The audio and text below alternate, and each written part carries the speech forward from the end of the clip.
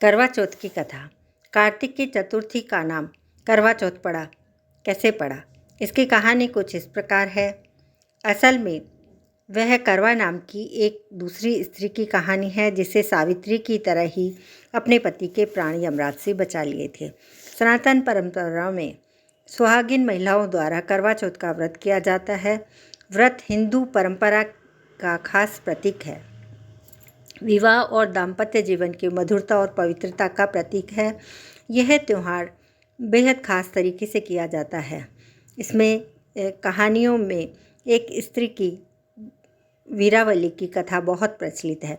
वीरावली एक सेठ की पुत्री है और वह 7 भाई हैं उसके। करवा चौथ के व्रत के दिन वह भूलकर बिना चांद देखे ही भोजन कर लेती है।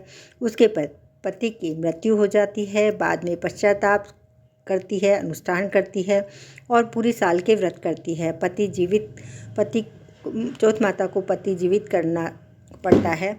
उसकी भक्ति देखकर इस प्रकार एक कहानी है। दूसरी कहानी है यमराज का वरदान है करवा चौथ। असल में यह व्रत सिर्फ लाभ बताने वाली कथा है। कार्तिक की चतुर्थी का नाम करवा चौथ कैसे पड़ा? इस कहानी कुछ और ही है। असल में यह करवा नाम का एक दूसरी स्त्री की कहानी है जिसमें सावित्री की तरह ही पति के प्राण यमराज से बचा लिए जाते हैं। यमराज ने करवा की श्रद्धा देखकर उसके पति को वरदान दिया और वह जीवित हो उठा। विशेष दिन को तुम्हारे नाम से व्रत किया जाएगा और जो स्त्री ऐसा व्रत करेगी उसका अखंड सुहाग बना रहेगा। तब से ही करवा चौथ व्रत की परंपरा चल रही है। करवा चौथ की असली कहानी एक प्राचीन स्त्री की कहानी है। प्राचीन समय में करवा नाम की एक पतिव्रता स्त्री रहती थी। वह अपने पति के साथ नदी किनारे एक गांव में रहती थी। उसका पति वृद्ध था। वह एक दिन नदी के स्नान करने गया। में नहाते समय एक मगरमच्छ ने जब उसे पकड़ लिया। इस पर व्यक्ति करवा करवा चिल्लाकर अपनी पत्नी को सहायता के लिए पुकारने लगा। करवा पतिव्रता स्त्री थी। आवाज़ को सुनकर करवा भागकर अपने पति के पास पहुंची और दौड़कर कच्चे धागे से मगर को देखकर बांध दिया। मगर कच्चे धागे से बांधने के बाद करवा यमराज के पास पहुंच गई।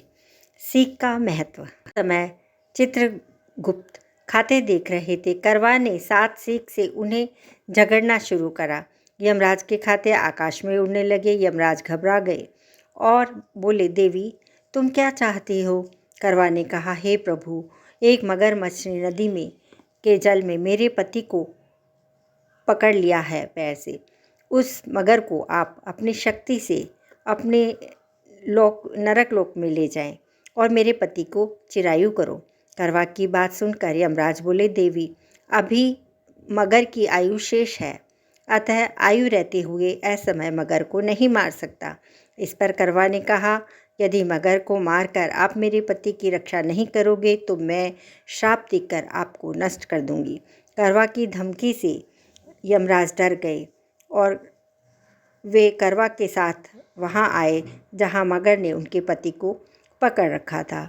यमराज ने मगर को मारकर यमलोक पहुंचा दिया और करवा के पति की प्राणों की रक्षा की और उन्हें दीर्घायु प्रदान की।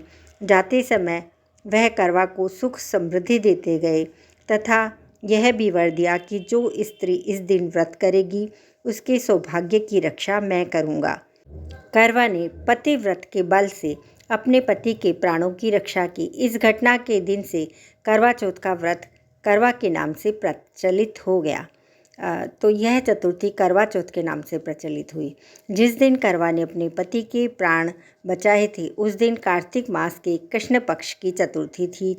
हे करवा माता, जैसे आपने अपने पति के प्राणों की रक्षा की वैसे सबके पतियों की जीवन की रक्षा करना।